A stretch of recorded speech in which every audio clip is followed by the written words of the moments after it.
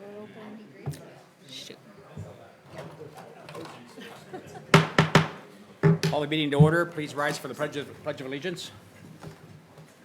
Pledge allegiance to the flag of the United States of America and to the republic for which it stands, one nation, under God, indivisible, with liberty and justice for all. Thank you. Katie, would you please call roll? Baker. Here. Bilk. Here. Cox. Here. Frazone. Here. Hutchinson. McCarthy. Here. Hyatt. Here. Upholzer. Here. Dix. Here. And can I get a motion to excuse the absent member? Second. Second. All in favor? Aye. Aye. Any opposed? Okay. Before we go to public comment on the matters on the agenda, I'm going to ask Rachel to have a couple words. Thank you. So I just want to explain to everyone why we're here tonight. The city has been working proactively on its zoning ordinance, and tonight before you, you have a drafted zoning ordinance for data centers. This is not to approve a data center. This is not to discuss any specific data center proposal that may be involved with the city. This is solely focused on the Planning Commission's role as approving drafted ordinances to send to council. After you take a look at it and you go through your process as planning commissioners, it will then go to council for their process. So I just want to remind everyone again, we are not talking about a specific data center proposal.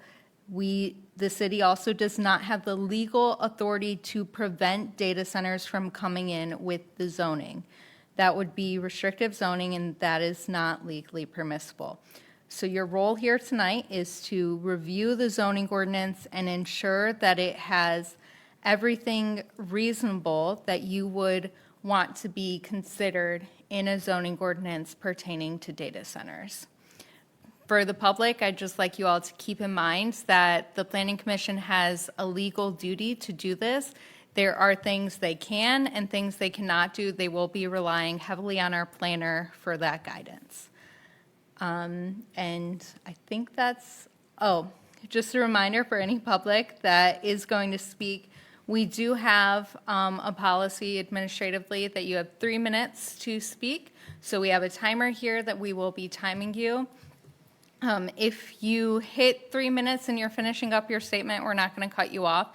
But the public comment is truly your opportunity to share what's on your minds without the Planning Commission's interruption. After public comment, the board will have its meeting, and there will be another chance for public comment to address things not on the agenda afterwards. Thank you. All right, thank you. Also a reminder, our current ordinances do not have any language that speaks to data centers. So this is all brand new to us. It's kind of relatively new to the state and nation as a whole. So it's kind of a new thing. So, we're relying on our experts here, Jane specifically, to give us guidance on that. And with that, we're going to open it up to public comment on matters on the agenda. If you come up, please state your name, your address, and you've got 3 minutes. Lenore Bolthouse, 30567 Young, understanding what Rachel just said, which is fine.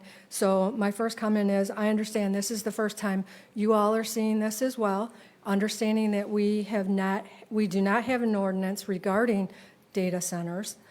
So my first question is, what is the next steps? And I know you're not going to answer me, but I'm going to say, what are the next steps? I know you're not approving it today, so you're not moving it to council. So tell the public, what is the next steps? So you guys are going to go over it or whatever, your next meeting, you're going to all collectively add, delete, whatever it is you may or may not want to do, if I'm correct, and then it goes to council, and that's how it gets approved, just understanding the process. I'd like to understand that. So, and I also do understand that you cannot legally stop data centers. I get it, because we have industrial zoned places in town and whatever, so I definitely understand that. The benefit agreement that was part of the package today, I'm just wondering how that came about. That's not necessarily regarding the ordinance or the zoning. I'm just curious how that came about. Would and I want to make sure I understand, tax exemptions and/or abatements do not come from this committee, is that correct? I think it comes from council. I just want to make sure I clarify that. And the ordinance that was written, if I could understand, was it specifically written for Gibraltar, or was parts of it taken from another city? I'd like to understand how it was brought together. Thank you. Thank you. Any other public comments? All right, moving on. I need a motion to approve the agenda. Motion to approve. All in favor? Aye. Anybody opposed? All right, we got an agenda. Next, we're moving on to the approval of previous minutes, the minutes of March 17th, 2026. Need a motion. Motion to approve agenda? Minutes. Minutes. Second. Got a motion and a second. All in favor? Aye. Anybody opposed? All right. Acknowledgement of correspondence, I don't believe there is any. We do now have time for public comment on matters that are not on the agenda. So any opportunity, again, same rules, 3 minutes, come up, state your name and your address.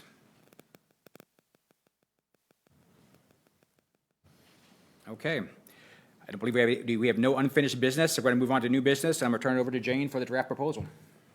Thank you. And good evening. I appreciate the commission coming together this evening to discuss the draft ordinance amendments as they relate to data center regulation. So just as an overview of the process, there are two pieces of the ordinance amendment here. There is the piece that is specific to the standards, the definition, and the process around data center reviews. And then there is also the community benefit agreement ordinance that was drafted primarily by the city's attorney.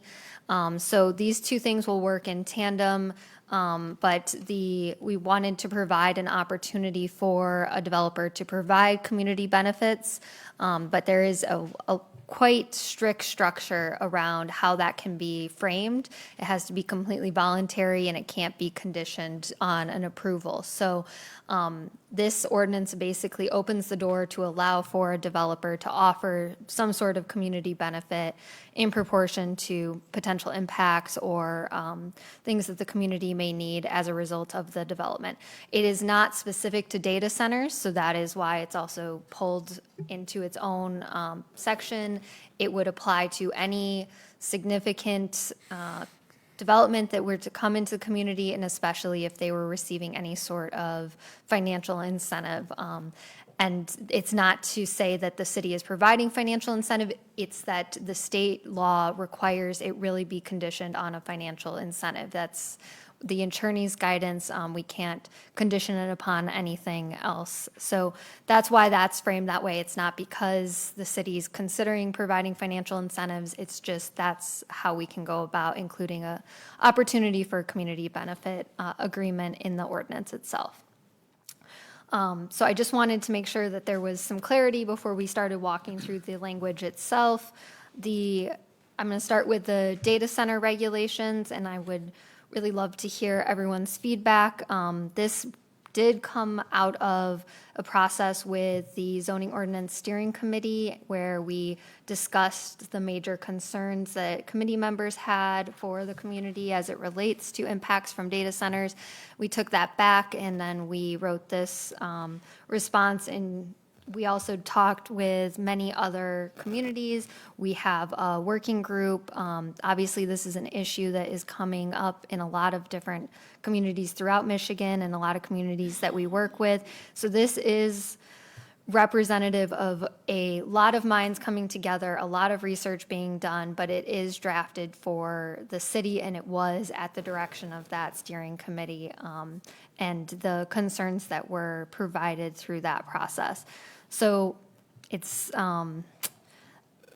there's definitely best practices here that are from not just the state, but the country as a whole. As I mentioned, this is on the forefront of many communities that having to get in front of data center development as it becomes more and more popular. So there's almost, I feel like, just so many resources at this point to sift through that it does result in a reflection of a lot of the best practices and things that we saw that really worked in other places. So that is how this was organized. As was mentioned, there's no specific language as it relates to data centers currently in the zoning ordinance, which I will say is not atypical for most zoning ordinances in most communities.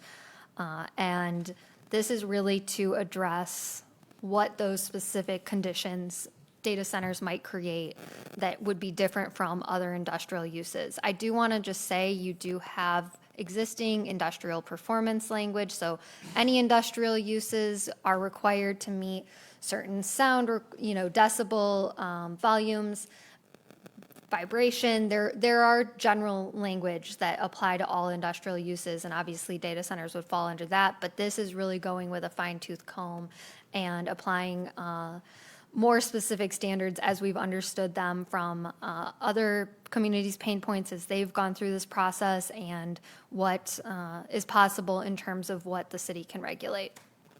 So starting off, we did define a data center just as a best practice, and we also defined a data center substation. I think it's important to acknowledge, the high volumes of electricity and power that are going to be required, and this is oftentimes a piece of the development, and so creating some clarity around the substation itself and the how the regulations apply to that. And then we introduced the data center as a special land use or special approval as it's written in the ordinance currently in the heavy industrial district. And so as you kind of see, it goes right under large-scale utility solar energy systems, and you have kind of this catch-all other uses of a similar, no more objectionable character. And then the special use approval is then kind of conditioned on section 44111 for data centers. And the idea here is to provide requirements that the developer must really prove their intent and with rigor outside studies on water, noise, air pollution, the impact on public utilities, including wastewater, regular water, stormwater, power, any displacement that might be imposed, alteration of the character of the general area. We want to see effect on proposed use of the city's tax base and adjacent property values, kind of an economic impact statement. And then the characteristics of kind of the proposed screening, the impact of the use on traffic, any sort of impact that would have on the surrounding landscape in terms of the flora and fauna, and any negative short-term and long-term impacts, and how they're going to mitigate those. And so it's a kind of a laundry list of items outlined there, and then as you go deeper into the ordinance, we get into more of what those requirements are, but we want to see that there's written verification that they can actually supply the amount of water, wastewater, electricity capacity that is required for the site without making any sort of impact on the community or the larger area. One thing to note that I think is important is that currently the ordinance, and as was mentioned, we're updating the ordinance, but the ordinance doesn't have a lot of lighting standards, so a lot of this language ends up talking about lighting as well as landscaping, just to bring that up more to the standard that we're going to be moving forward with for all sites. So a photometric plan, which is a lighting plan, would be required, a landscape plan would be required, and uniquely a sound plan in accordance with the subsection. As I mentioned, we get into more detail of what that has to be. The vibration impact study, any sort of hazardous waste, and then a feasibility study for both wastewater and water capacity. We also outlined that there's a need for a decommissioning plan and a land reclamation plan, so that if the use is no longer viable or is, for whatever reason, they go out of business, that it's not going to become just this empty site. And we created some standards around this, but I will admit that this is one of those sticking issues that a lot of people are working through, just how much teeth you can use to enforce this and what kind of bond you can hold. But we did give thought to how we can help decommission the site and transition it to something else if it becomes inoperable. We want to hear them outline any sort of their inspection protocol, emergency procedures, and general safety, and we have requirements around that listed out as well. And then all of those fees that would be associated with reviewing all of that, which is kind of in addition to what a normal site plan review would take, would be covered by escrow deposited by the developer, so it would not be on the cost of the city to go out and find a sound engineer or a city, for the city engineer to review all of these studies.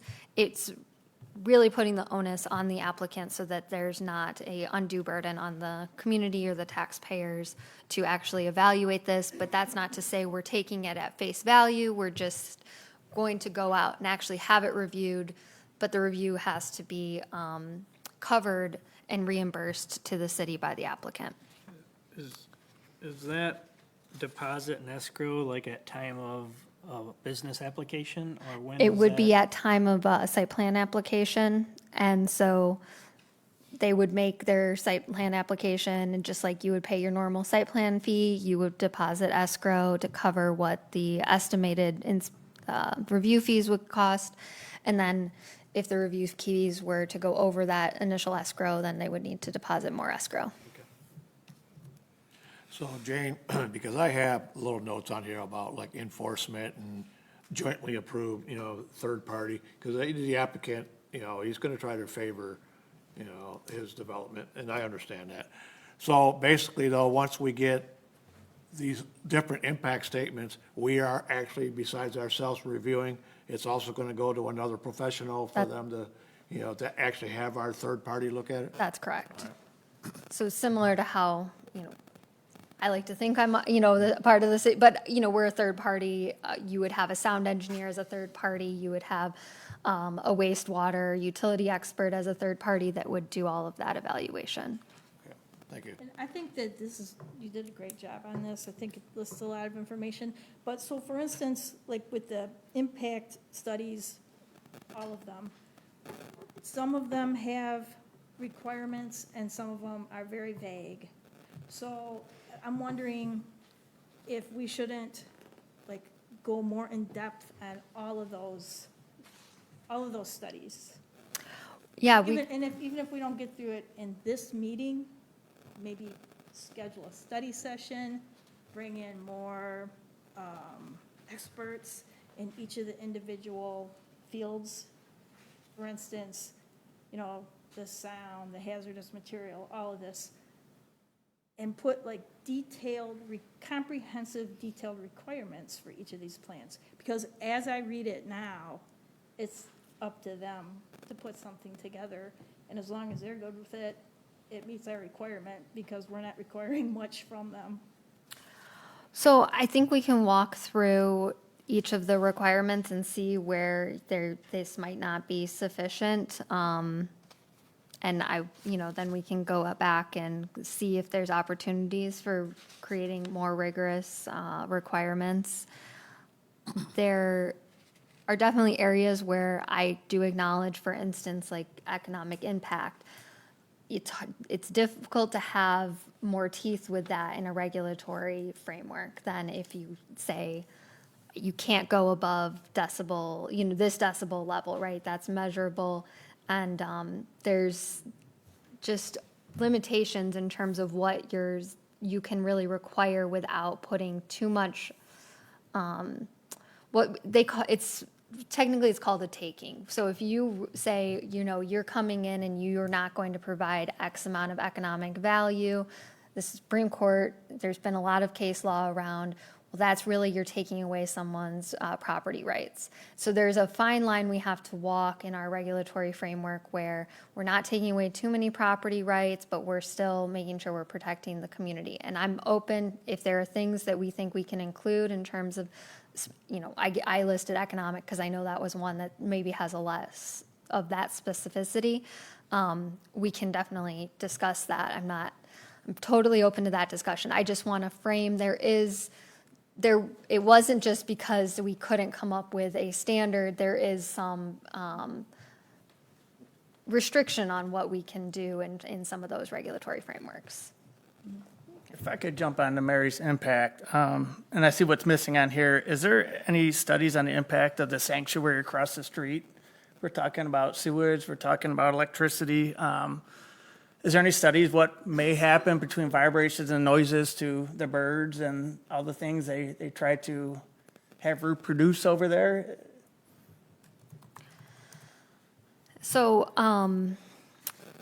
we did get into I think it's in here. So. the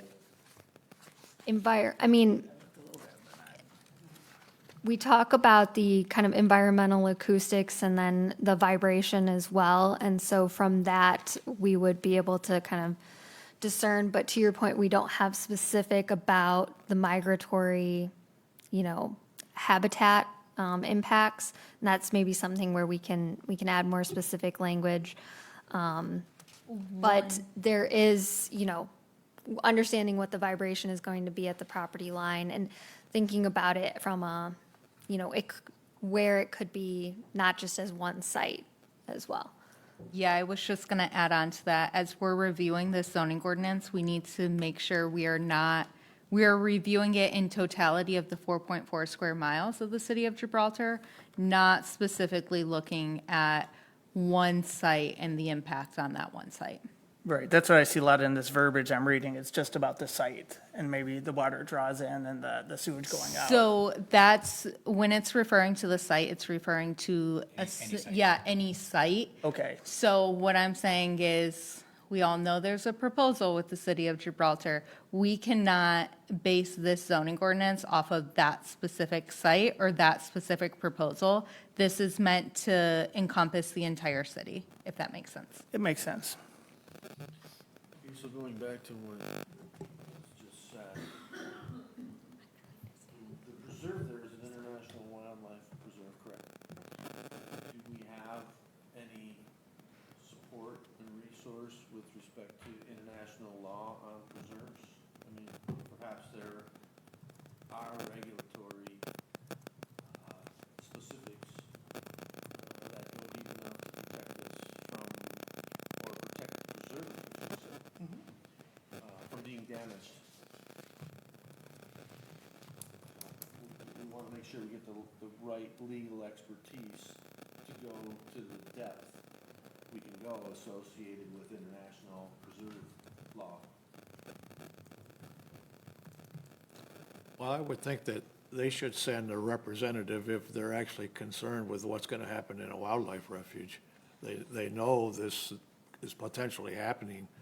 It's, the city of Trenton, I don't think, really looks at what's going to happen with Gibraltar or Riverview. I just think if they were really interested, they should have a representative. That deals with them. That representative can't really deal with us because we focus on Gibraltar, not the International Wildlife Refuge. Not that I don't care about it.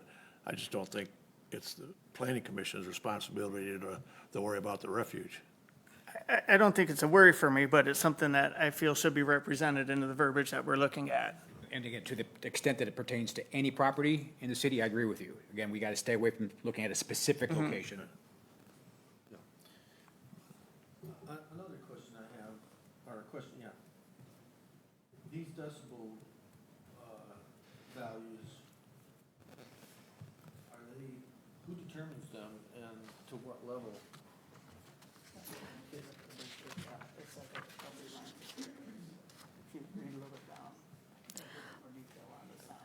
So to answer how we got to the decibel standards, we discussed this with other communities and their experience of having made site visits to existing data centers and what they found to be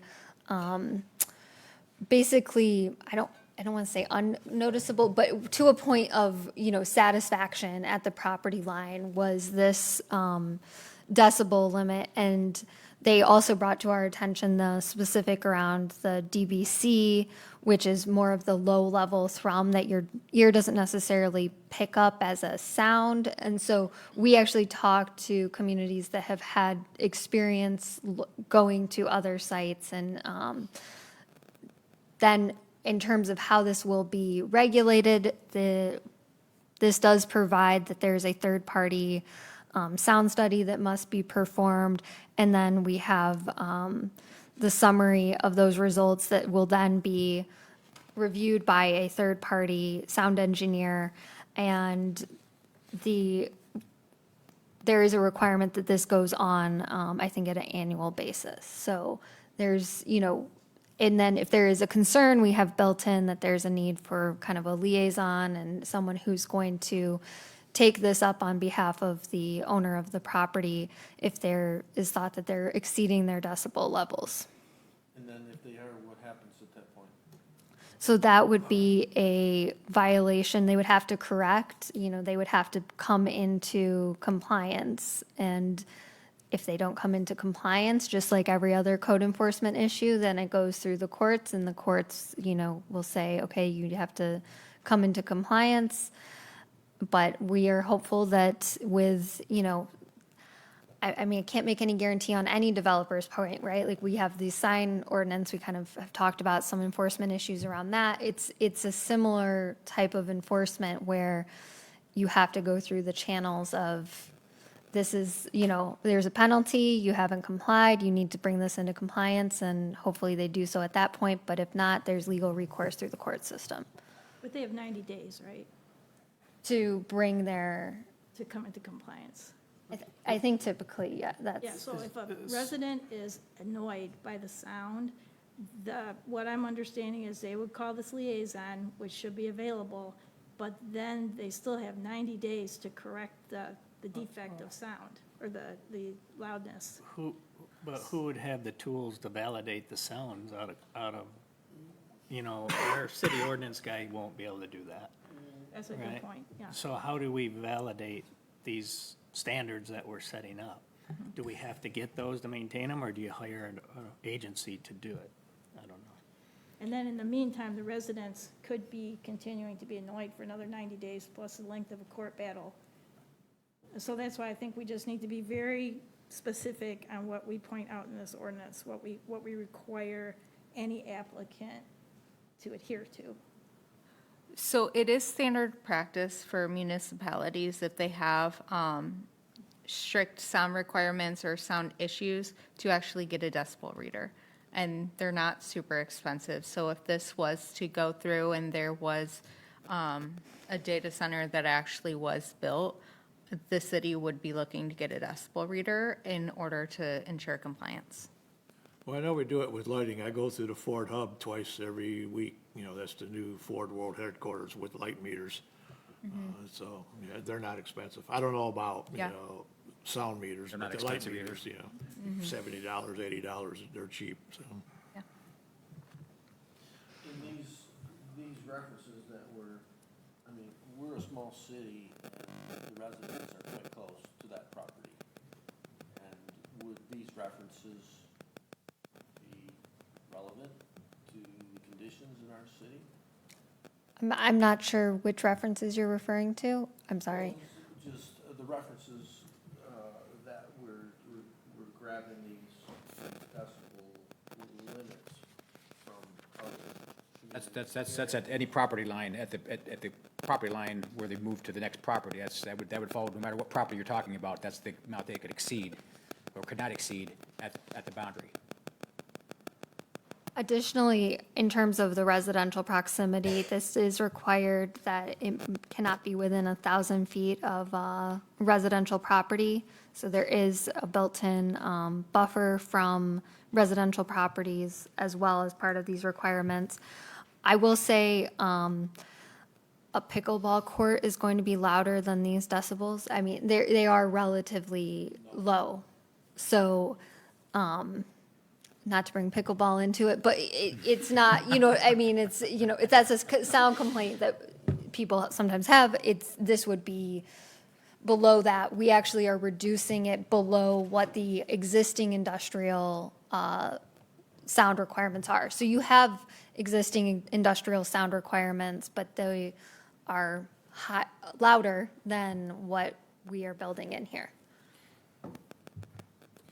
How do you want to kind of walk through this? Do you want us to just pick a page and, because I have comments throughout the whole thing. Yeah, Do we want to walk through I it? think we can walk through it piece by And piece pick and at it as then, we get to it? yes, Okay. yeah. And I'll take notes and I'll mention my colleague is here as well to take notes. And so we will make sure to capture all of your comments.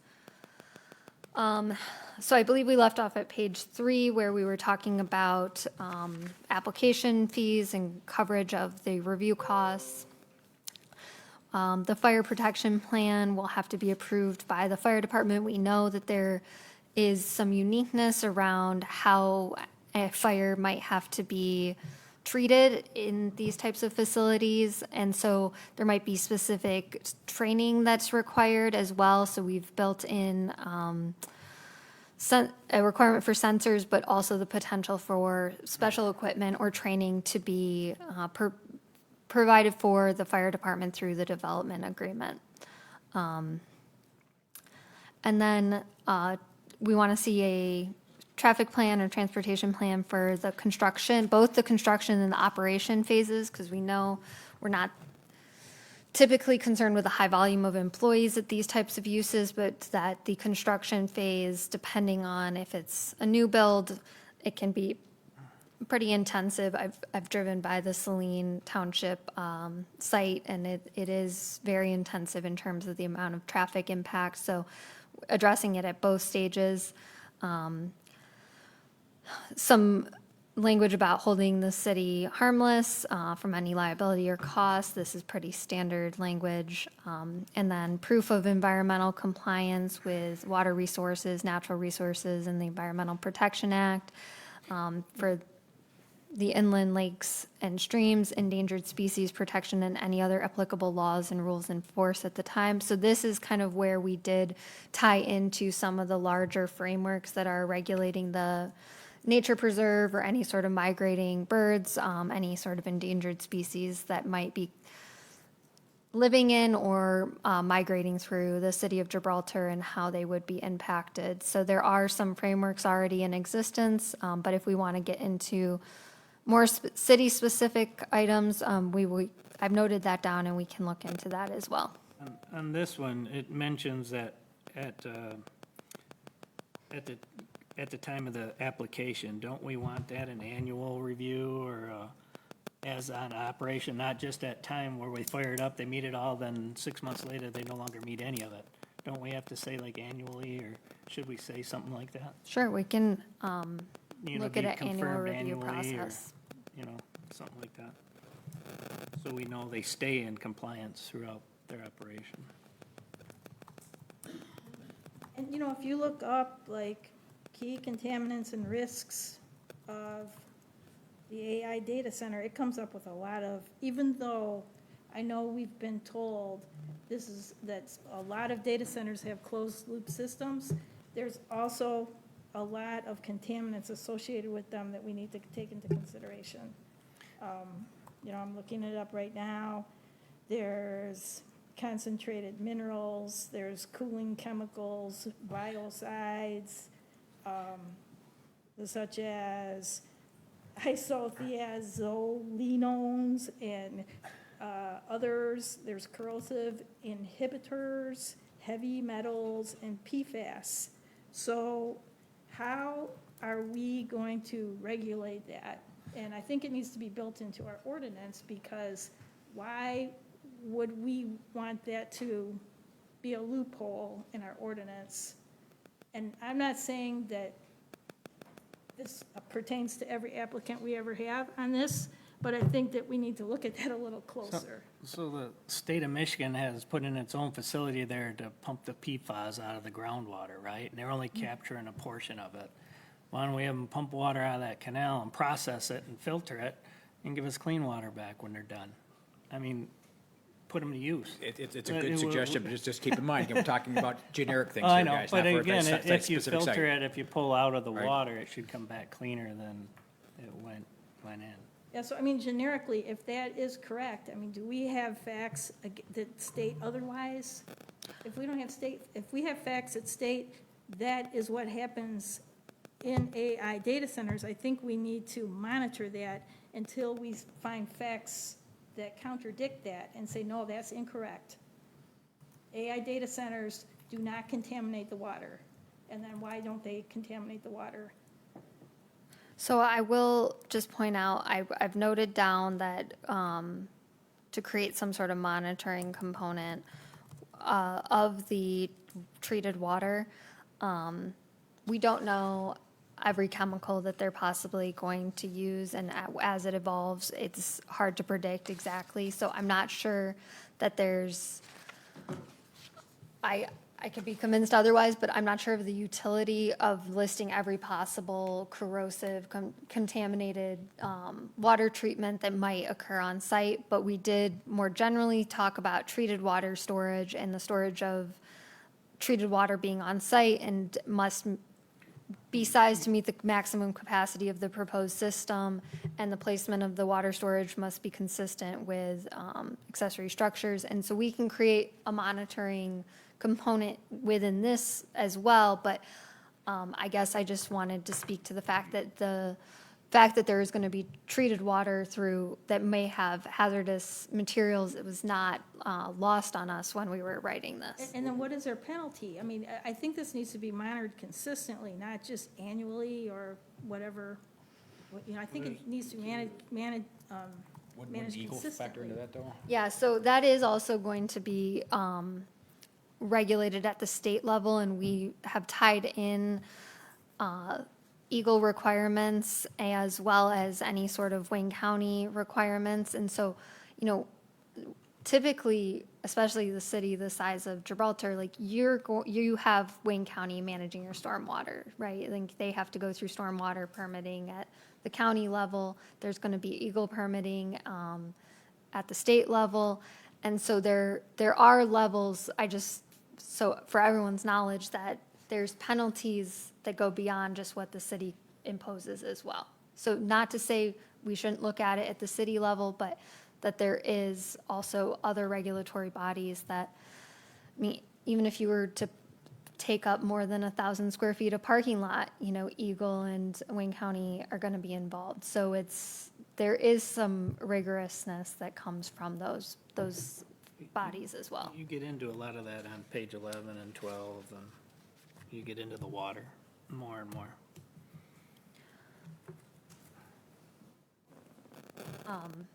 And I just want to also say that I've noted that we need to have more of a continuing monitoring, and we can make sure that it's filling any gaps that might be occurring at the state or county levels. I would just add, I think I'd caution the city away from listing out every chemical, because then you get into a situation where they use a chemical that's not on the list, and they're like, oh, well, it's not on the list, so, but it's a chemical no one's ever heard of. So if we could just be broad enough to encompass all of those things, I think that would be helpful. And there And- was another statement in here that if they have a catastrophe, they have 24 hours to notify the city. I mean, if they have a catastrophe, they should notify the city instantly, you know, as soon as possible. I mean, and that's my thought on that. So I don't disagree. I think obviously of a emergency type of situation, emergency services are going to be on site and they're going to be notified immediately at that point. I think there's varying levels of maybe, there are times where it's not an emergency situation, but there is some sort of issue with their generators, for instance, and their generator is running all of the time, and it's not supposed to be running, and it's not meeting the requirements of the ordinance, and they have 24 hours, maybe they correct it within 24 hours, or they tell the city within 24 hours. We can add more specificity around the 24 hours. I do think when you start just saying things like notify the city immediately, you actually become less rigorous because what is immediately? Like right, so is it within 2 hours? I don't know what's reasonable within an overnight time frame. Is it within 12 hours? That's something we can continue to look at, but that time frame was built in so that there is some rigor to point to, that, it has to be within a certain amount of And I just thought of hours. that while we were talking about the environmental compliance, because if they have an environmental disaster of some sort, I think the city should be notified. I mean, it just came to mind with the environmental issues that we just got done discussing. Yeah, absolutely. I will also just point out, because the next item on the list, which is on page 4, it's an item 18. I think this is important that it provides some flexibility that really, as we're talking about these things, this is where some of those questions about, if you have a site-specific requirement or interest in the migratory bird patterns for the nature preserve, you have the opportunity to request additional documentation of the developer. And so if you find that there's something unique about a site that is being proposed for this use, and you say, we want to hire a subject matter expert on the International Wildlife Refuge, there is that opportunity within this without listing out every possible contingency of every possible site that might have a specific need, whether it's the PFAS and the groundwater. This is kind of where some of that also gets added in, so that as you're going through your duties and reviewing it, you have the ability to ask for that information. Could we put something to the effect of, in cases where the applicant wants to build an AI data center next to a international wildlife refuge, then the federal government needs to give whatever the process is, we'd have to figure out what that process is. They need to concur, however they go about doing that. Because, they spent millions of dollars on this wildlife refuge. This is just not some land that they turned over to be a wildlife refuge. The federal government gave us millions of dollars on this. So that's why I'm just wondering why we wouldn't, in cases where the applicant is wanting to do this next to a multi-million-dollar site, why we wouldn't do our due diligence and make sure they concur. So I want to caution us as we go into that, because yes, the federal government is a unique entity, but balancing that with private property rights is just something we have to think about. Like, you're not going to ask every neighboring property if they concur, right? You fundamentally cannot, right? That would be impeding on the private property rights of whatever site might want to be developed in this way. I'm happy to look into the federal process for wildlife refuge. If there is a framework where they have interest in surrounding land uses, we can incorporate that. But by just purely nature of saying we're going to create this framework as the city of Gibraltar, if it's not something that the federal government has already established, I would really proceed with caution on that, because I just think that would create some questionable components of the protections of personal property owners and how the framework of zoning can exist within the state of Michigan. I think we're falling into the same rabbit hole of becoming site-specific with these requirements, where we have to consider that, this is for the city, not this particular site.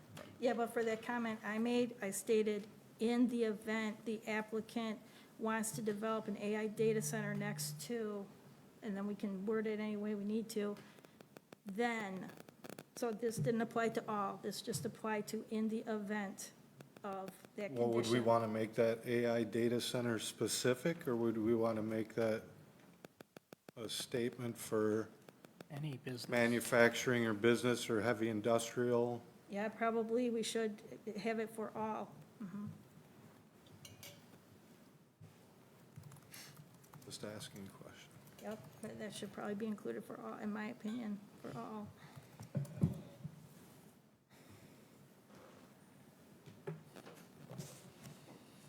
Okay. I think kind of speaking to that, the next section talks about the location and the site design standards. So if there are, this is the opportunity where you can think a little bit more thoughtfully around the buffers if we, feel that there's going to be an impact. I know that residentially, zone property is probably one of the on the forefront of many people's minds, so we did want to make sure that there was a good distance between this type of use and residentially used property. And then, as was already mentioned, it's a special approval in the M2 district. And we want the structures themselves to be set back from the property line, so it's not simply just right up at the street or right up on the adjacent property lines. So this is, I guess, the section of opportunity if we want to think more sensitively about the location of both the structure and where the appropriate sites may be. So with this, come to my question is, we have other setback regulations for M2 and stuff, so do we have to note on here that this overrides all other zoning, ordinances that overlap it? So this Or do is, they all apply plus? it's more like this plus, everything plus, because. Do we have to note that though, so we don't get, because I think we got stuck before where someone come back and said, hey, you said this here, but over here it said this, and I went with this. So when you have use-specific standards, so this is all written as a use-specific standard. So when you have a use-specific standard, it's like, this is all, you have to comply with all of these things if you are a data center, or if you're Irrelevant of what it a gas says anywhere station. else. Yep, Okay, so okay, these okay. automatically are the conditions that you must meet. Okay. So that's true for all of these. So like the lighting or fencing, I mean, these are going to be the things that apply.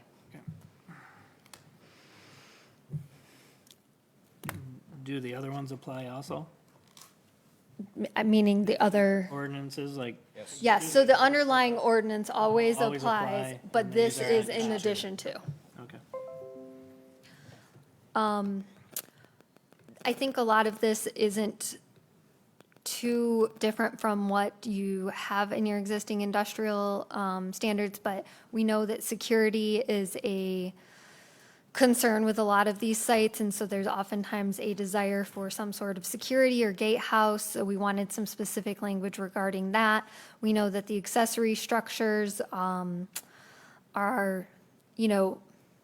going to be a part of the development of pretty much any data center, but we wanted to call out that substations are an accessory use permitted by special approval. So it's not something that they're just necessarily going to be able to include as a regular accessory use. So that's a little bit more of a stringent requirement.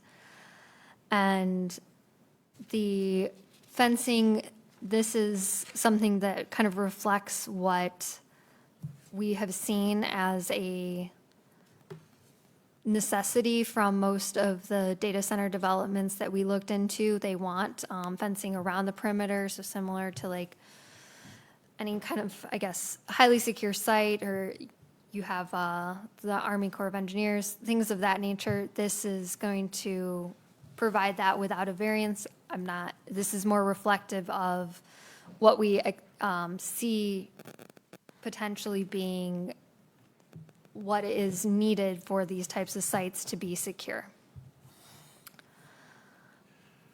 The landscaping, Jane, can you Yes, stop at the sorry, fence Bill. just for a second, please?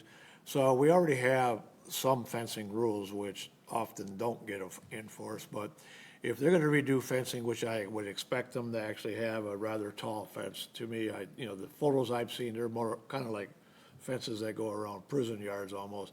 Is there anything language we can put in here where at least the street part, assuming this thing gets built, is more than just a tall chain link fence with, barbed wire on top? Yeah, if we want to not allow barbed wire, your current I'm just fencing, thinking of something that's No, I'm actually, just- I saw renderings of the building, and it appears that if they decide to build and council okays it, they're gonna reskin the building. So, if they're gonna redo the fencing, at the very least, that fence in the front but, should look nice, so backing up from any site-specific, I guess, thoughts, right? So some sort of decorative fencing? Is that Yeah, what just you're- something other than, kind of like what's there, especially when, I'm pretty confident it's gonna be 10 foot tall. Well, I don't think, I would have to, we're calling off of Maybe not. memory. I'm I just- think it's yeah, 8 feet but you do allow for barbed wire and chain link. So if you wanted to go, if you want to shift away from the appearance of barbed wire and chain link, we can add that, requirement.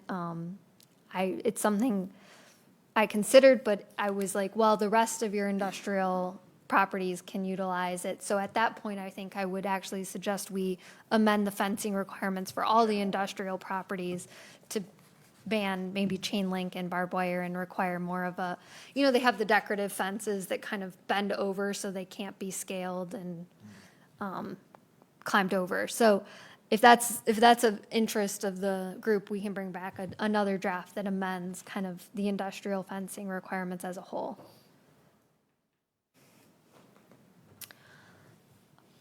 The landscaping, the industrial especially, properties just don't really have a lot of landscaping requirements at all. This is going to be in line with, the landscaping requirements that I would hope, and as we work through the zoning ordinance as a whole, would be applied to all of the sites in the industrial district. It's really just, making sure that we have tree plantings along the road frontage, we have lawn areas that are maintained, things are mulched, keeping things looking as nice as to be expected. And so I'm happy to get into the weeds, no pun intended on this one, but I don't think there's anything that's too controversial. It's just filling a gap that exists. Same with the lighting, although I do know, given the high security of a lot of these sites, that lighting sometimes is one of those nuisances that ends up coming to bear on the community. And so, again, this is a gap that currently exists. I hope that this really reduces any sort of extension of lighting beyond the site itself. They're all fully shielded fixtures, so you're not going to have any floodlights that are fanning out over the entire parking area. I feel confident that this is a happy foot candle level, especially 0.3 foot candle along any property line is a pretty high level of restriction in terms of any sort of light pollution that's going to be bleeding out into the larger area. I haven't gone out to the site at night, but I would guess there might be some unshielded fixtures right now. I think this would be an improvement. Moving on, so the performance standards, this is on page 9, towards the bottom. This is where we really get into a lot of those things we touched on already around the sound, any sort of water, but the first item is really that sound. So we talked about it a little bit from 7 a.m. to 7 p.m. We would allow for 67 decibels. It drops down to 60 from 7 p.m. to 7 a.m. And then, as I mentioned, the DBC is more of that low-level thrum. And so this is one of those items, like I mentioned, that is really along the lines of what the best practices and what we understand. And then we go into specifics around what the sound plan must include. The within 6 months of the date of occupancy, and then twice yearly, the sound levels for the scenarios must be measured and through a 24-hour sound study, and that's where those 90 days of correction allow for if there is some sort of change. I can reduce that, given that might require additional shielding or change of equipment. That's where 90 days came from, but that's something we can discuss. I know you guys touched on that. Do the decibels apply even when there's a power failure and the generators are running? So this applies to the under power failure with generators, or it doesn't matter? Because This- like when that power goes out, my generator's going off and I'm blowing decibels all over it than my neighbor. Yeah, I hear it. How does this apply? Yeah, we talk about the emergency scenarios of the mechanical equipment and generators operating at 100%. The decibel levels have to be measured for all three scenarios, so it does outline, this is on page 10 towards the middle under number 7. So it requires it to be measured for all mechanical and electrical equipment for normal operation at 100% load, for generator testing and maintenance, and then for the emergency scenario with all generators, mechanical equipment, and electrical equipment are operating at 100%. So, yes, I think that is a difficult thing to meet, but I think it's important that, you know, the community and the residents know that just because there's some sort of emergency or outage at the site, that it's not going to impact them or negatively become a nuisance. And I do think that you can become creative with sound shielding, and you have permanent generator fixtures. You can, you know, create shielding around it. It's not like you're rolling in a generator truck that's going to be on site only part of the time or temporary. These are permanent fixtures where we can test for that. And we also talked about in the last meeting that we did not want them to generate power other than for themselves, or even only for themselves if power's out. Is that covered in here somewhere where Yes. we don't? So we do talk about their generator usage, and then we also talk about the substation. And so that would go through a separate approval process, and we haven't gotten down to that section.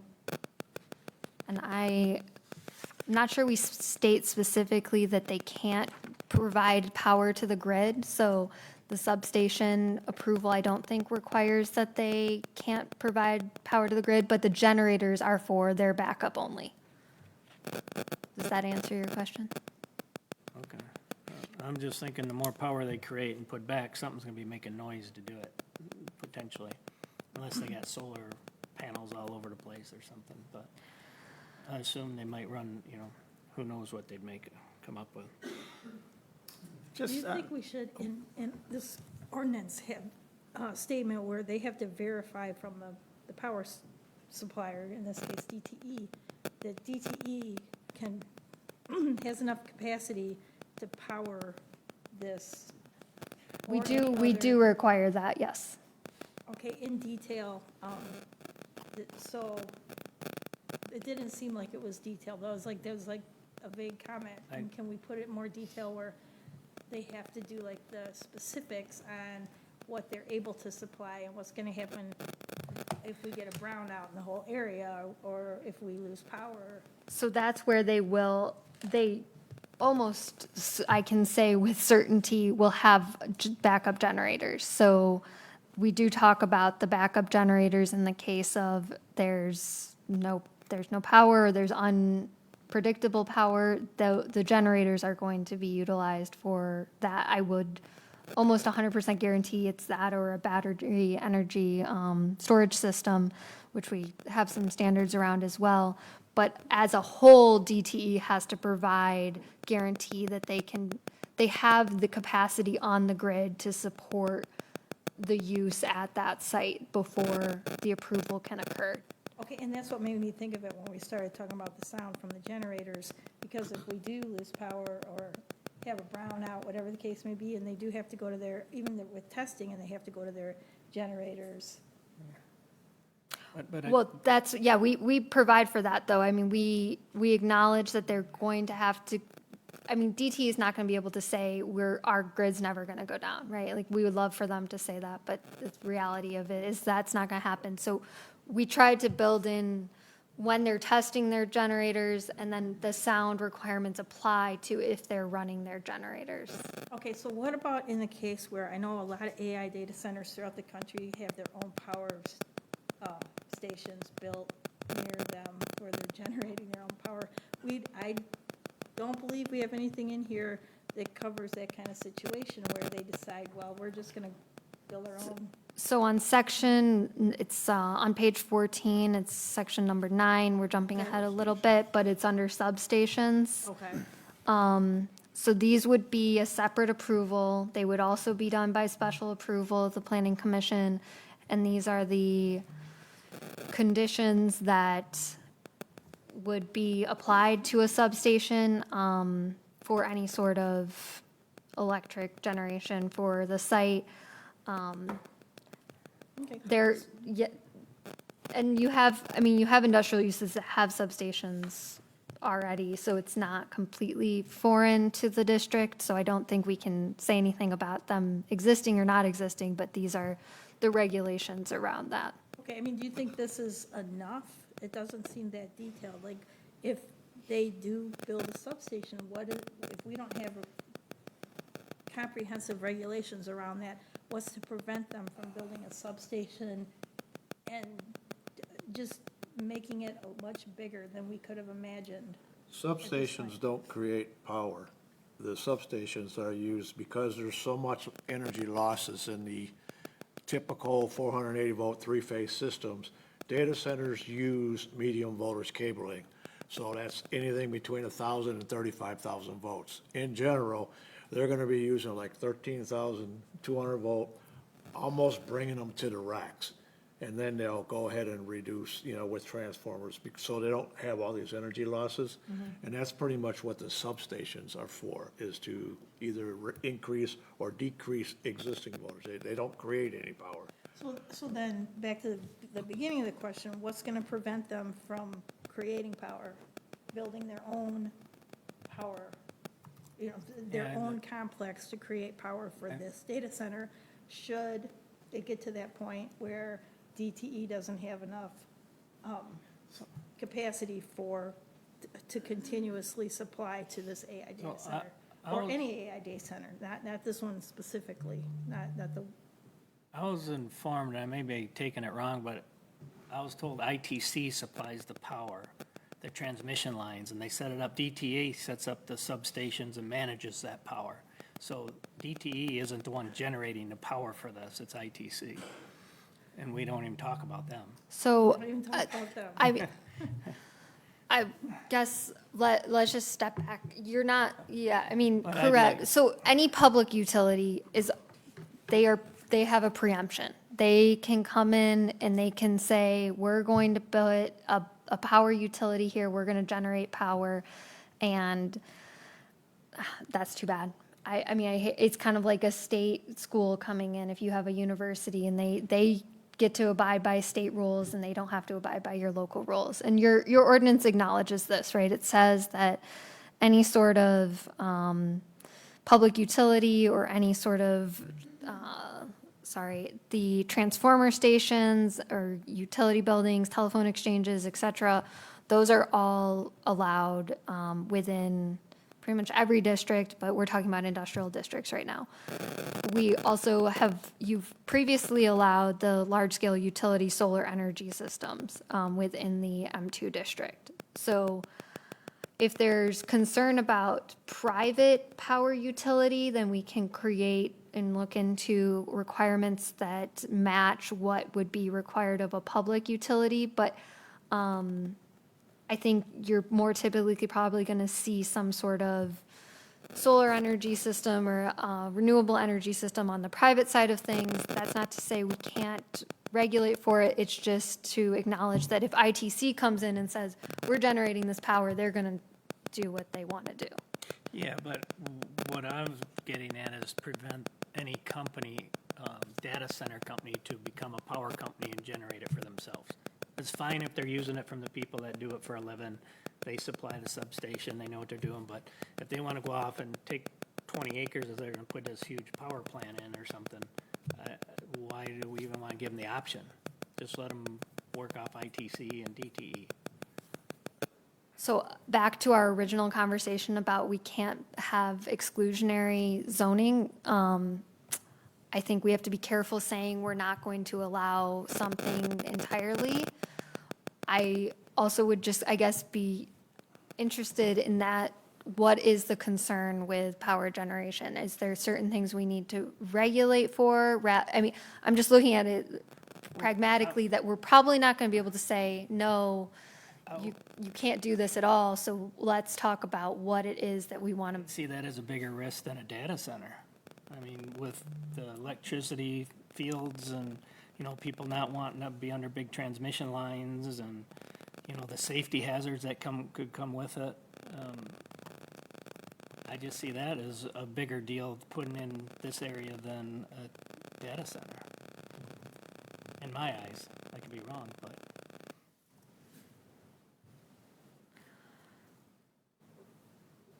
I've noted it down. I think we can look at how we can regulate private energy. Yeah, that'd be good.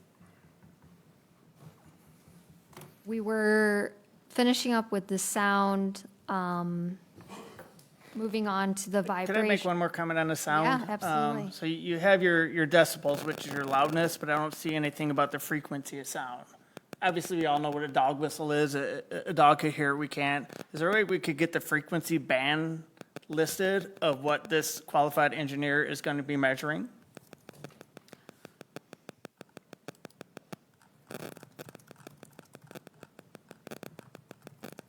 I'll have to confirm, but I do think that we can look in more specifically around the band, but like the DBC is its own band. So that is part of the reason we broke those two things out like that between DBA and DBC, but we can have them list that specifically as well. And do The we have to DBA is limit it? really what the human ear can hear.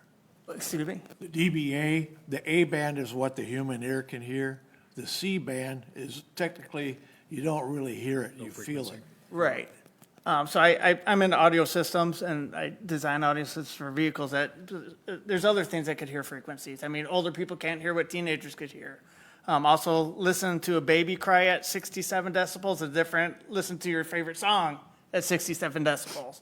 So I'm just curious what frequency band we're covering on here. And do we want to limit the testing of that to just periodically? Is there a way we can have it regulated or measured continuously?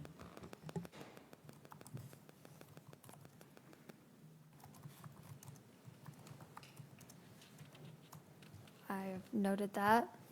I'm not sure about continuous measurement, but one thing, I like the word periodically because it provides the city with the opportunity to kind of randomly go and inspect it, not say, okay, yeah, Sound good enough?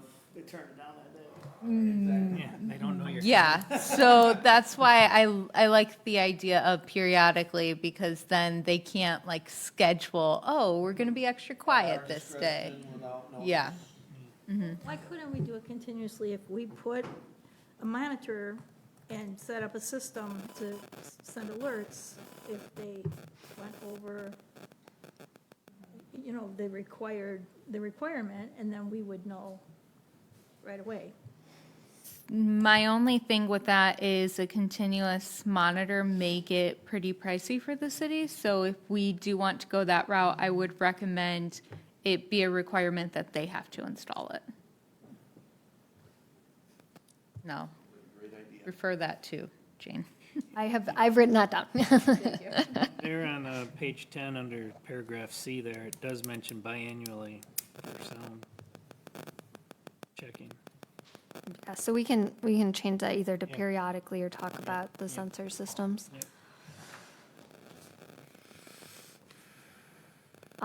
We do talk about the vibration, and we want to ensure that no vibration may be produced, which is transmitted through the ground and is discernible without the aid of instruments beyond the property line. And then we get into more specificity around any vibration at a particle velocity of 2 inches per second measured at or beyond the property line. I'm going to be honest, I'm not a vibration expert, but this is based off of the best practices that as we understand them, and that this would be another one of those cases where you have a tool that would measure and confirm this, and it could be done periodically as well. And we can add the language to mirror whatever the sound language is in terms of the inspection process. Going to item number 3 on page 11, the hazardous waste plan. I do think this addresses some of the concerns that were brought up around the hazardous waste, and this is where we do reference the Michigan Department of Environment, Great Lakes and Energy, as well as other applicable agencies. Without listing out every possible item, we kind of want to inventory of any hazardous materials, a description of what the proposed cooling systems are using, what the water usage is, the emission, the wastewater discharge, what the safety measures and protocols to prevent the spread of any of these materials outside of any contaminant areas, and then,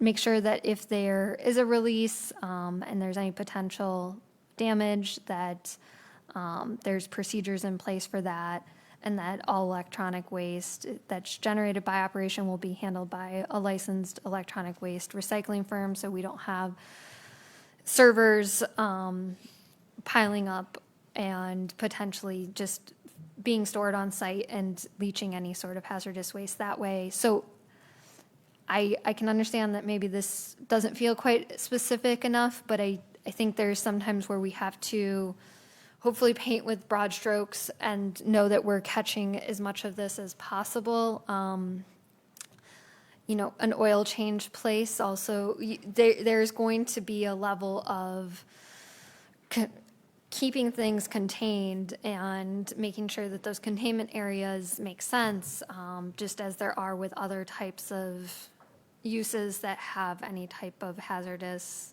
ability to contaminate the ground or leach into the water system, et cetera. Will our fire department will probably have some input on this as far as containment areas and storage areas, especially for the batteries?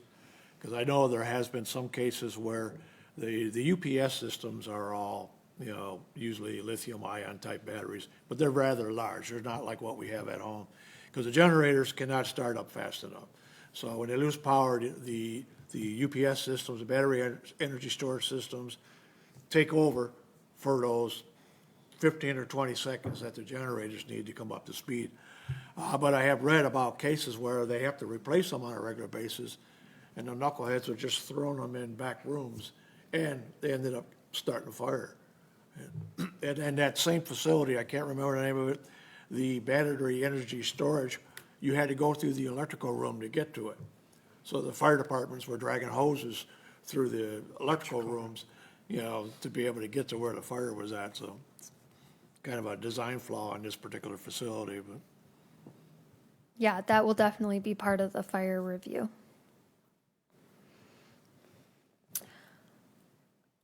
If there's nothing else on that, the water feasibility study is the next item. We discuss making sure that there's enough water, what type of system they will be utilizing the water for in terms of the cooling, and then if there's going to be any non-potable or recycled water in the use, detailing how that's going to be utilized, impact on the private water system, and if it's from a public source, then must demonstrate there's capacity for that. There must be calculations of the projected water needs during normal and peak hours, as well as a map of where the water drawdown would occur if it was coming from private sources, if it was a private well, for instance, any existing wells, and then the long-term yield of the groundwater based on the geologic formations. I don't know what the likelihood of a private well in Gibraltar supplying water to a data center, but I wanted to make sure that we were, crossing the Ts and dotting the Is if, for whatever reason, that were to be something someone was going to explore. Again, this is really based off of best practices and what we've found other communities who are dealing with this at a much greater basis in drawdown from well water in supporting these types of uses. So the sewer feasibility study for the wastewater, we want to understand the impact to the wastewater. And again, this is not to be discharging hazardous waste, as we already outlined, but if there's going to be any sort of impact, if it's not a closed loop system and water's coming back out, making sure that the wastewater system can facilitate that, and to make sure that the discharge would all be disclosed so that it meets the standards of the wastewater system. I'll admit, the next one, electric or magnetic fields, we don't want to have those created that adversely affect the public health, safety, and welfare. Any interference with normal operation of radio, telephone, television. This is an area that I think is really emerging, just generally speaking, that it's not fully, I don't know that the impact is completely come to light in that if there is an impact or what the right thresholds are. So if this is one of those areas where you want us to go back and do more work on specificity, we can do so, but we did want to at least include it here so we know that it can be a potential concern. I think that would be a good idea to go into. I would agree. I mean, there's a cell tower that's in proximity to one particular location that's being considered, so, and it's service, basically, it's the main service for Gibraltar. Okay, thank you. I have that We noted should down. have standards for that, for like Right. power line, transmission lines. Interference. Yeah, and that's where we are noting that any interference with these, things would be unacceptable, but we'll add some numbers around that. Great. We jumped a little bit to this piece about generators. We did require that the generators meet or exceed Tier 4 or equivalent emission standards. So these are of a higher quality than what can be typically used, so that there is less, I guess, dirty emissions coming off of the generators when they're utilized. Some language around when the generators can operate during non-emergency operations, and then making sure that there's no voluntary shutdown of power so that they can just utilize their generators. So unless there's really truly an emergency, the generators are not going to be utilized. But right here, we told them they could use generators for power between 9 AM and 5 PM, correct? During a power outage. It has to be during a power outage. Unless backup generators are supplying backup electrical power supply outage. Backup generators may only operate. It says unless, right? Unless I'm reading it wrong. So, okay, yeah, I see what you're saying. You're saying, yeah, you're allowing them to run with that sentence. No, it's saying if it's running during a power outage, then it can run beyond the 5 PM or before 9 AM. Otherwise, it's got to run between those hours. That's how I read that. Right.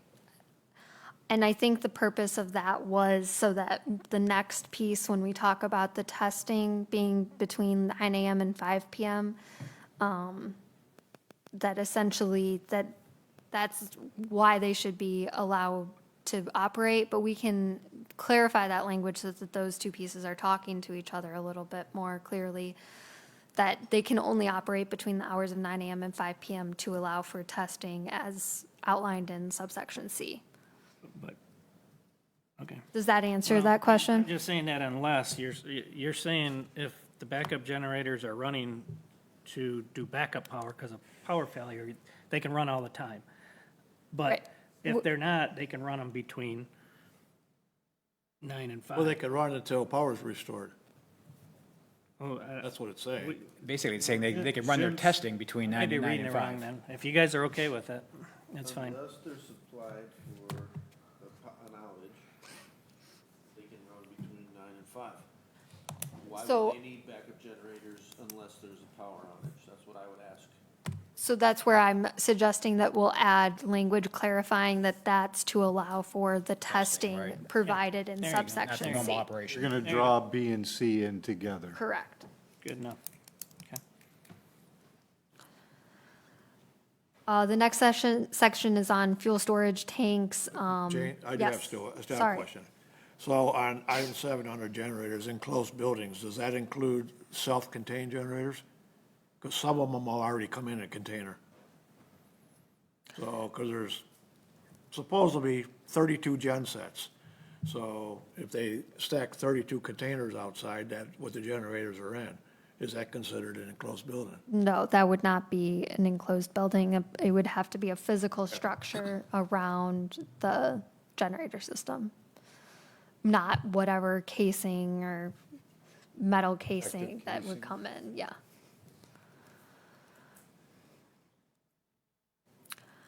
Fuel storage tanks, as that especially relates to the backup generators. This follows my understanding of the best practices around fuel storage. I don't know, does anyone have concerns on this one?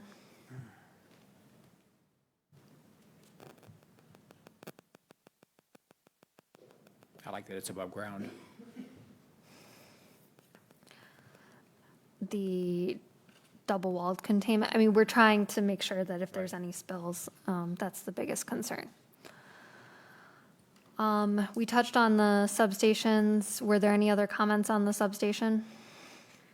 No, well, I'd make a comment. There's two different types. Utility owned, we don't really have a whole lot of control over. But if it's privately owned, then the National Electric Code, basically our building department would have control over. We can call that out.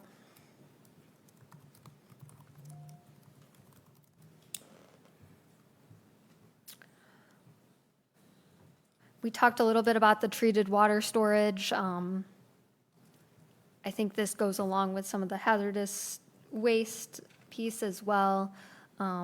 If there's other specifics that folks feel like we need to address here, admittedly, I think, similar to what, if you had a nuclear power plant, which is not what we're talking about, but when you have nuclear waste, right, you have containment, you have to meet the capacity of the system.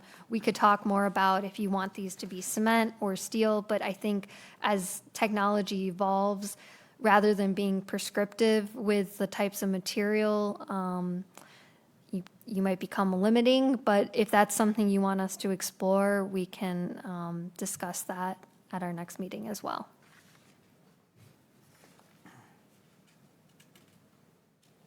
What do you mean by treated water? So oftentimes these sites will utilize some sort of, like, they'll add a chemical solvent to the water so that when they're using it in the cooling system, it doesn't degrade, like the silicone components.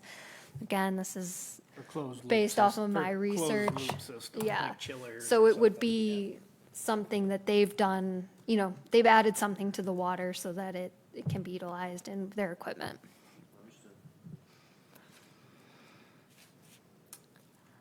The next item is that requirement where there has to be verification from not just the electric capacity, but also the water and sewer utilities to provide the capacity and the assurances that this will not cause any sort of fluctuations or interference with the operation of the utility.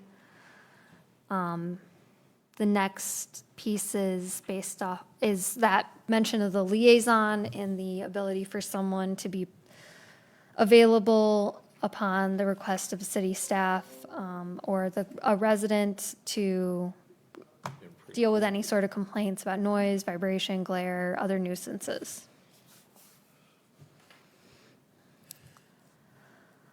We touched on the reduction of the 24 hours from the extraordinary events.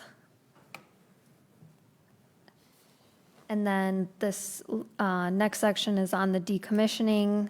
If it's non-operational for a period of 1 year, the property owner must notify the city and then must remove all equipment, hazardous materials, and on-site infrastructure within 6 months. The data center is deemed abandoned or non-operational. And so this is really to make it so that the site can be utilized for something else more easily than someone having to come in and clean up what might be costly removal, especially of anything sort of hazardous or the infrastructure that would become onerous to a different user. If they're removing the building, it must be filled and covered with topsoil. And this also applies if they don't complete construction or if the construction's halted for over a year. And there is a kind of a guarantee here that the applicant provide either cash, a surety bond, line of credit, or an agreement approved by the city attorney and recorded at the Register of Deeds to ensure that this step occurs. So who would decide it's abandoned or decommissioned? I mean, they could be down and leave a guy in there for 5 years, a couple people just cleaning up to prevent having to put all this money into it or spend the money to haul it away. So how, do we have the ability to do annual reviews and say, hey, it's not being utilized, or how I would think that be determined? it would truly have to be vacant. Similar, I mean, if it's limping along, I would say it's still operational. So if it's being utilized and I'm going to say if it's being utilized in any way, if they have a couple of servers running and that's, I don't think we can create an arbitrary line that says this is what we say is non-operational. I think it really has to be to the point where they've vacated the building or are just not utilizing the site in any way. If we had an ordinance where all commercial and industrial facilities in the city had regular inspections, that might help with that. Right, but, when the applicant must post financial security, so who would determine the time we would get a big check from them to ensure they decommission, right? So that happens at the beginning of the process. They put it in at the Yeah. beginning of at the application process? Correct. Okay. Going back to the generators for a minute, we're not really giving them any guidance on particulate matter and how much particulate matter and nitrogen oxide, sulfur oxide. Yeah, so that tier 4 is where that gets regulated. So tier 4 is kind of the emission standards that are defined by the EPA. So we don't go into listing out all of the specifics around the tier 4 emission standards, but that is, I guess, located within that standard from the EPA. So how are we gonna know on let's say, a day-to-day basis? So the generators have to be certified as a tier 4 generator. So when a generator supplier sells a generator, just like an Energy Star appliance, it's gone through the process that it's a tier 4 generator, and that's why it meets that standard of what it's going to emit for the emissions. Okay, and what about their thermal dispersion? Are we concerned about that? I have not included any language about thermal dispersion. I think there's industrial uses that also have high levels of thermal dispersion throughout your industrial district that didn't want to single out data centers. If we want to include that as more of a general requirement for industrial uses, I think we can do that, but I don't know that it should be singled out for data centers alone. you don't have thermal dispersion requirements for any of your other industrial uses right now. So towards the end, there's a couple things we talked about at the last meeting that I didn't see in here, and maybe for a good reason, but we talked about potentially controlling the square foot of the facilities, so they can't just keep adding on and getting bigger and bigger and bigger and drawing more power. And also talked about maybe controlling how many acres must be to control how many you may get in a city, without saying you can only have 2 or 3. You gotta have so much land, which would protect us a little bit for, if we have 1, maybe 4 more wanna come in here, and we already approved 1. So if you make the land size big enough, you, by default, can only have so many. And you wanna keep them maybe like a small data center, like maybe this one, you don't want them any bigger. So do we wanna control the square foot of their facility, so you cannot be larger than X, or not to exceed a certain number?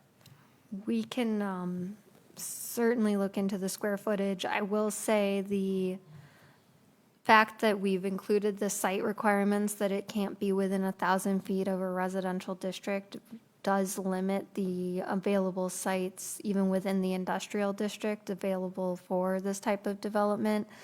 I mean, We got one corridor pretty much that they could go into, and it could probably fit a few of them, and they could probably put it on a toxic dump if they wanted to, that isn't close to the, to the residential, so if you want, we could look at that footprint and just say not to exceed and limit the size and scopes of them. Yeah, like perhaps the way we're only allowed to put such a big house on a So lot, much land. we could limit the percentage of land use for the facility. yeah, we can look at lot coverages. The setbacks do create some of that with the 500 feet setback from any property lines, so there is some of that limitation built in, but there's other communities that are looking at just large-scale industrial uses by square footage and standards regarding that. Again, I think we might have to zoom out to just large-scale industrial uses versus just singling out data centers so that it doesn't create any sort of discriminatory regulation. We did similar, though, with zoning for, like, commercial area, and I think we did similar, what was it for? The park up there, when they wanted to put the park where the quarry was. Oh, the horse thing? The other guy before that, they wanted to put in that RV park. Oh, yeah. It had to be so many acres, and I think we set size on a couple things already, not if it's right or wrong, but. Can we regulate green space? Yeah, so there is some requirements in that landscaping section around what type of planted yard, but we can require more significant planted yard area if that's desired. Again, I think that might have to zoom out towards, all industrial uses, and it hasn't been something that the city has regulated in the past, so we can fold that into the industrial requirements. Yeah, we're a small city in the interest of the aesthetic impact of lots of industry coming in. Jane, how do we, most of these data centers, they're modular. It's hard to get, there's like a 8-month wait just to get a piece of switchgear. So these data centers they're all built modular. They're not necessarily containers, but they're built all over the world, actually, and they get shipped here, and they basically butt them together inside the plants. So how do we know, let's just say, okay, they already said it's a 100 megawatt potential system. How do we know whether it gets expanded later? Because these things are coming, they'll just come in a giant overhead door and then get butted up next to the existing systems. So I do think that fundamentally, the zoning ordinance is not the tool to regulate how much power a use is utilizing. just from a regulatory perspective, it's really hard for a city to create any sort of requirements on how much power any type of use can utilize, because But would DTE and all them would they have to get DTE will another have impact to- statement that yes. says, hey, you know, here's what we're doing? And, correct. because I do think they always have their eye on expansion. Jim brought up a good point, because even at the conference at the community center, you know, he threw out there that we're actually interested in buying the Superfund site. And to me, it's like, well, that's why in the heck would you want that responsibility? But he did throw it out there. Yeah, So, that's what I mean. So if you control the square footage and the property usage, you could say, okay, at best, they could put 5 in this corridor, or 2 in this corridor, just by size limitation max. And that would limit how much power, because they can only grow so big in square foot. They can't just keep expanding. This may be covered somewhere else, but do we need to have any concerns about the fact they're gonna dig into a brownfield development area of Superfund site? I mean, do we need to put any kind of caveat into our ordinance? Or is that- So, again, I mean, without being site-specific, I know that we're talking about potentially about a brownfield, but that's a whole different process. So if it's a brownfield, it's got to go through brownfield remediation, and there's a structure at the state level and the county that requires, you know, things to be capped in a certain way and before it can be built on. So theoretically, if it's gone through the brownfield process, it's been remediated and capped correctly, and that's why it was able to be developed. If it's a new brownfield, then you're going to go through that process to make sure that it's cleaned up to the standards it needs to be cleaned up. So, okay, so you're saying it's already cleaned up? If It was already cleaned up? If it was, yeah, if there was a brownfield that was already, like, yes, there is the site with the brownfield on it that's already gone through the process. It's been remediated. That's why there's, you know, that. So any other buildings that they're building around, that land has already been remediated? It should be the entire site, yes. Are there any other remarks on the zoning ordinance, kind of as they relate to the data center requirements?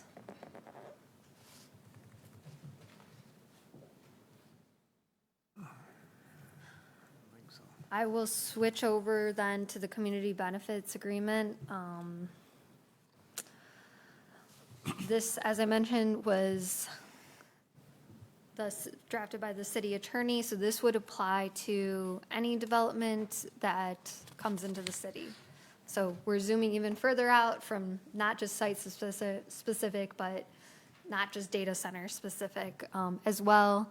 And this really allows, as I mentioned, the city to receive community benefits if a developer were to voluntarily provide them. And it especially incentivizes it if there is some sort of financial incentive, a tax exemption, an abatement, brownfield.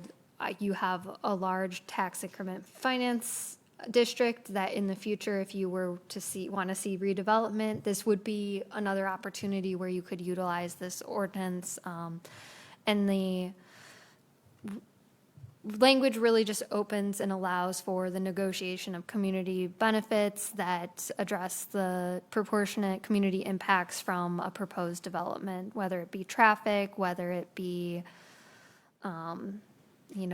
reduction of reduction of green space, things of that nature. You could offset with a park. But it really has to be the developer coming to the table and deciding that they want to voluntarily provide something of this nature. It could be additional costs to police and fire protection, or stormwater drainage, or need for new roads, water supply, or sewage disposal. So this one is shorter. I'm not going to go each section by section. There's some, obviously, legal requirements around limitations that are required by state law, and then it'd be recorded with the Wayne County Register of Deeds. The agreement would be approved by city council and reviewed by the city attorney as well. Just to give you guys some background on this, when the idea of data centers in the city of Gibraltar first came up, we started receiving a lot of comments about, okay, what benefits can there be? And I've spoken at length with Jane and our attorney about, okay, what benefits can there be? And the reality is, especially this body cannot condition any sort of site plan approval on any sort of community benefit, even economic benefit. So we need to be very careful about that. However, we as a city do want to encourage any prospective data center to create some sort of benefit agreement with us and to be a good partner.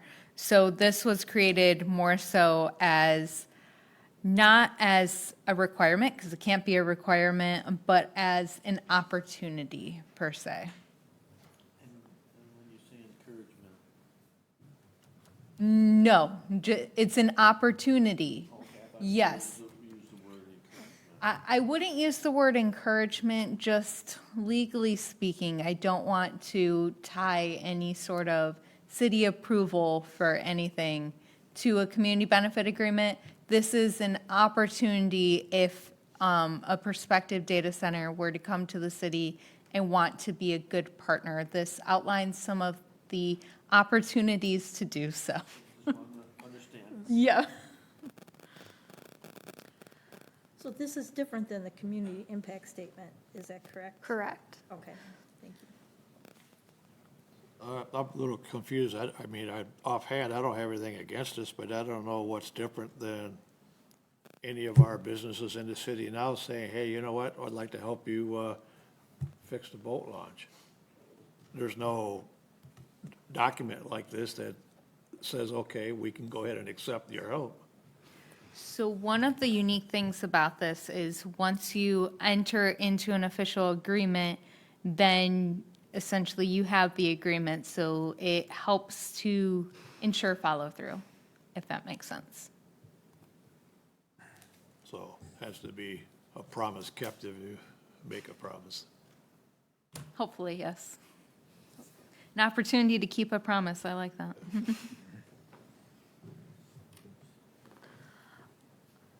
If there's no comments on this, I think we have some good notes, and it's really up to the commission on whether you want to set a public hearing for your next meeting. We can bring the revisions for that draft. If you would want to see another draft prior to that. But the process is at either the next meeting or at some point, once the draft is felt to be complete enough to go to a public hearing, you'll hold a public hearing and then provide a recommendation to city council, who will adopt or decide not to adopt, but ultimately will be the final body of decision-making on this. I leave that question up to the commission, but that's going to be the process moving forward with the amendment. All right, so with that, looking for input, do you guys want to come back to the next meeting and review the changes that were discussed today in writing? Yeah, I would rather review it before we have a, Next Public public hearing? Okay. I tend to agree with that as well. So let's plan on having a follow-up on the next meeting with the changes we discussed here, and we'll go from there. All right. Thank you. Anything else on that topic? No, I do want to say, too, there was a lot of work put into this. It's a good job. I agree. Thank you. Okay, moving on to the next item. We do not have any postponed or referred items. Moving on to the commissioner forum. Anyone got anything for the commissioner forum? All right, hearing none, looking for a motion to adjourn. Motion to adjourn. Support. Got a motion and a second. All in favor? Aye. Anybody opposed? Okay, meeting adjourned.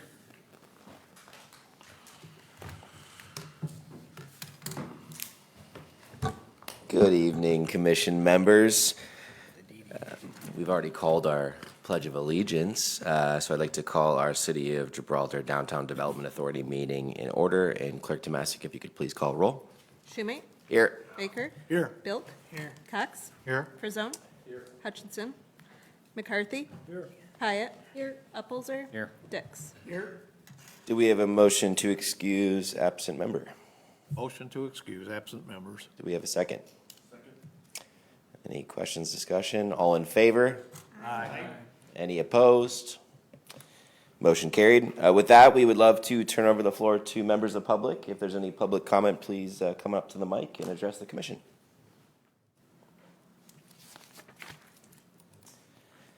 No public comment at this time, so I would be looking for a motion to approve our agenda as publicly noticed. Motion to approve. Motion by Bill. Do we have a second? Second. Any discussion? All in favor? Aye. Any opposed? Motion carried. With an approved agenda, commission members, I'd like to call your attention to item A under approval of previous meeting minutes. These are the DDA minutes of 3/17/2026.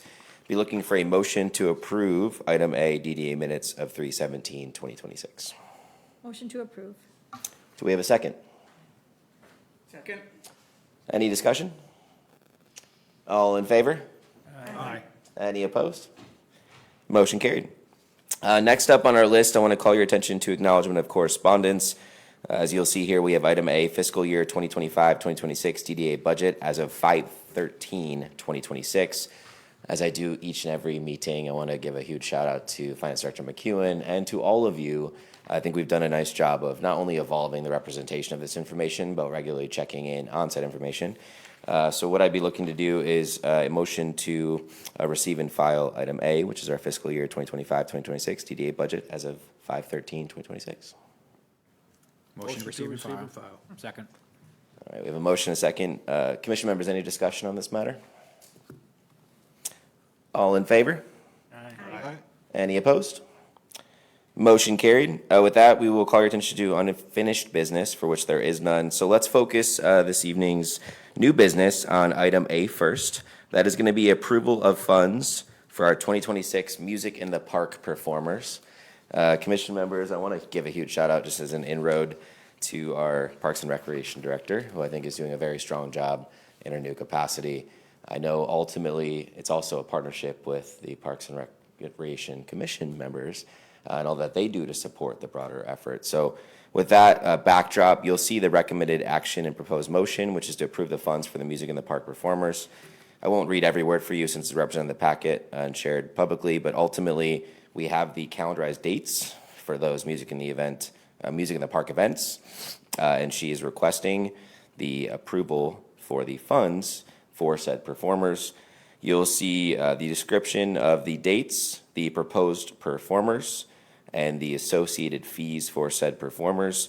You'll see the overall cost reflected as $4,150. You'll also note that one of those bands is traditionally selected and paid for by Sunseekers Boat Club. And they will this year as well.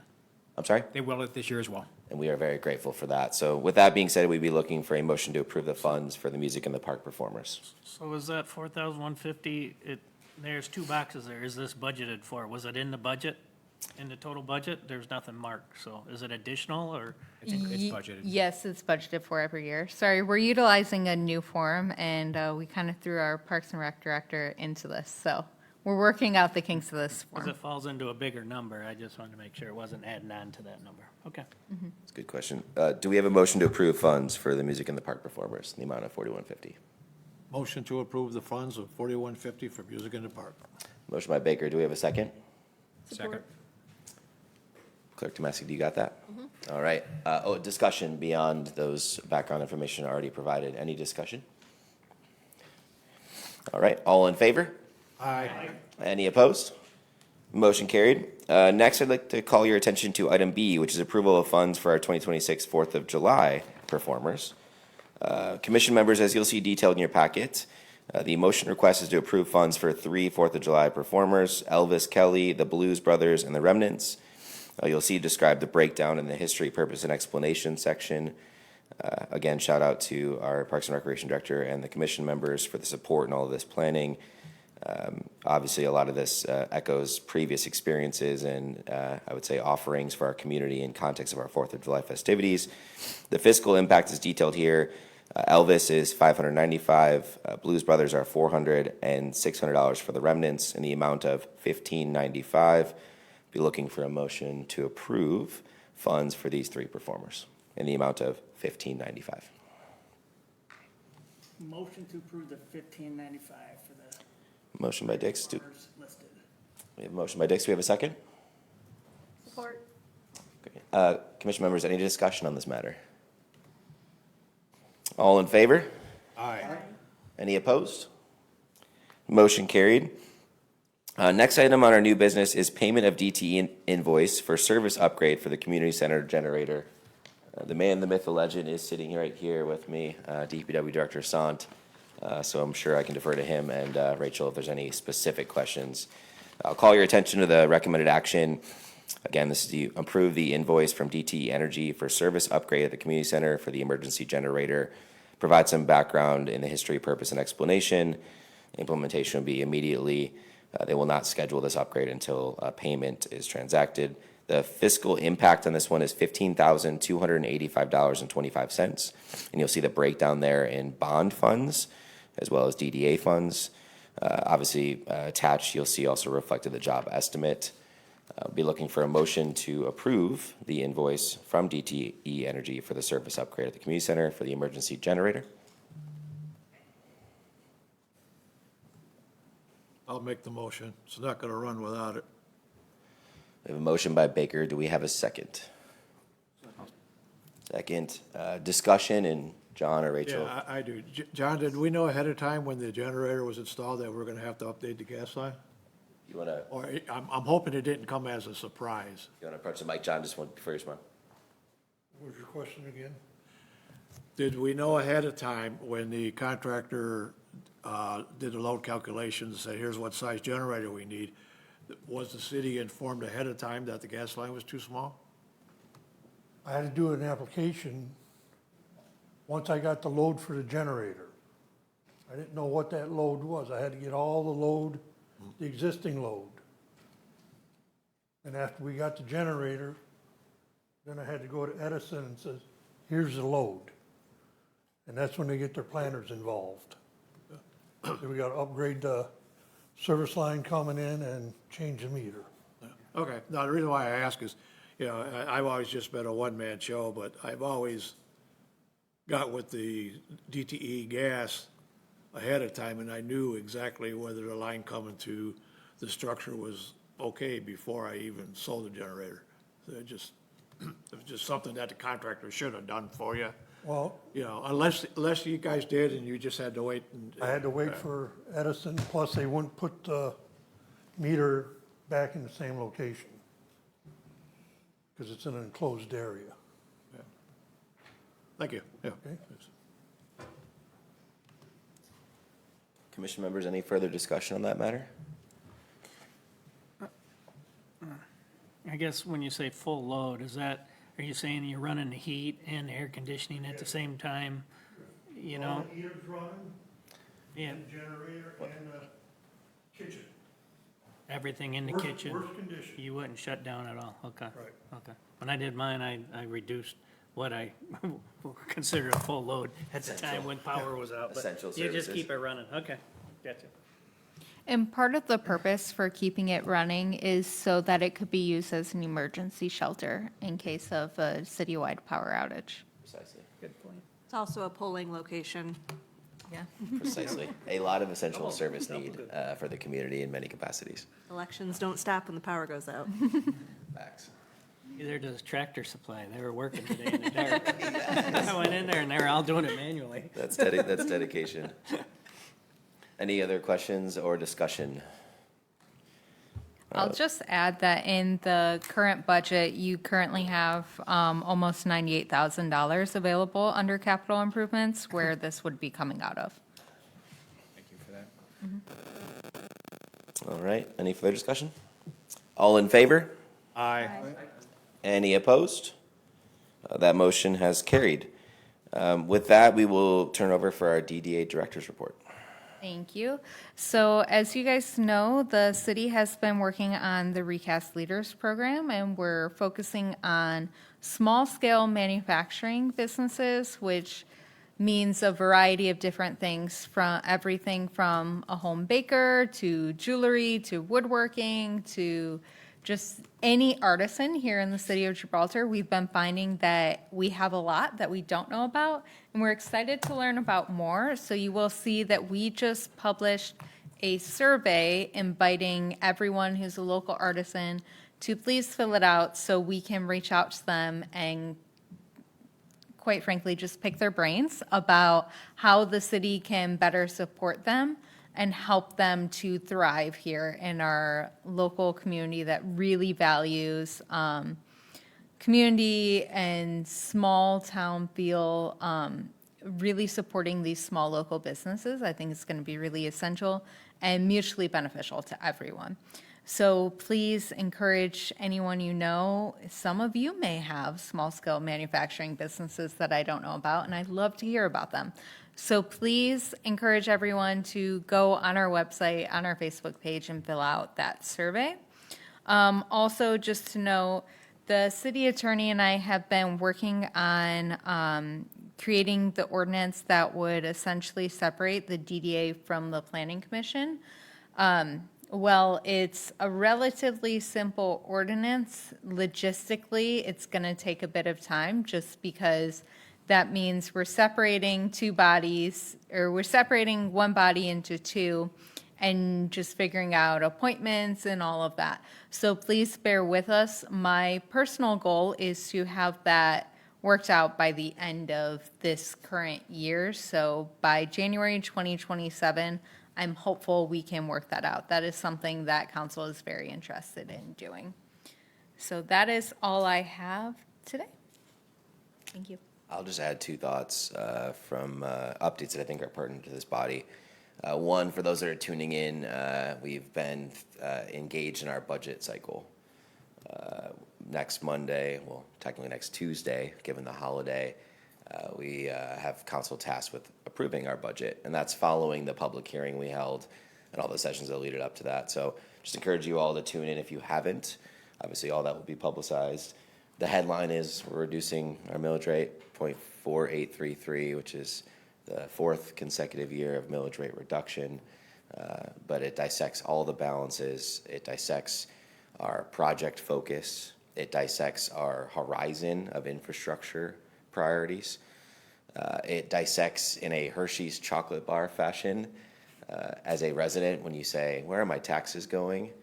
The literal translation of that, I believe it's $1.93 per resident per day. To put that in context, is the contributions to the tax that residents pay to the city of Gibraltar. And it breaks it down in each little slice of that Hershey's bar. And literally, it's about the cost of a Hershey's bar on a daily basis. So really, I think, nice session that was done to build up to the public hearing. I just want to thank my peers. I want to thank department heads, all the personnel for coming together to make it happen. I'm really proud of our budget position. I'm really proud of our prioritization of where we need to go. And obviously, you all play a huge role in that partnership. So just a heads up, tune in, and you'll have all the details. But those are some headlines. The second thing is, as I sat in the back of the room, well, I'm not on Planning Commission. It makes me so proud that we have such a thoughtful and engaging discussion on zoning ordinance considerations. I just like tremendous thanks to this group.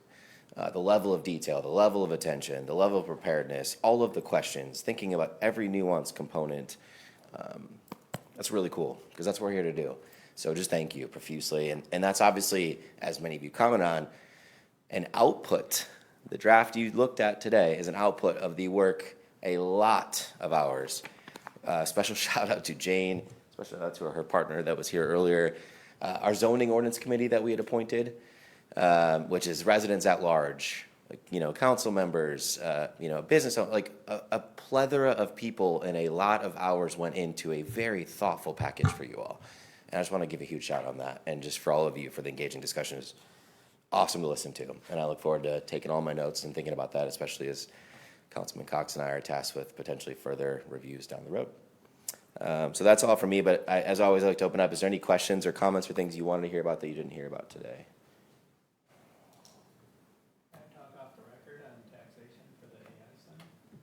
No, that would not be appropriate use of our DDA Directors Forum, but we entertain all of those discussions through myself or any voting member. You got my cell phone, and Rachel, who's sitting there, who's in the office every day.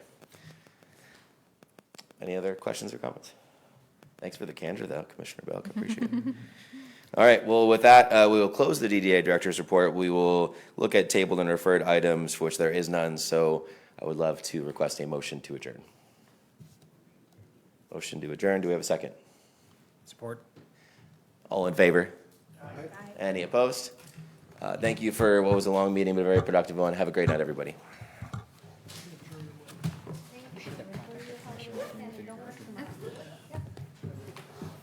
Hey, John, She's sorry she can't be here tonight. I was gonna send you some pictures from the hub.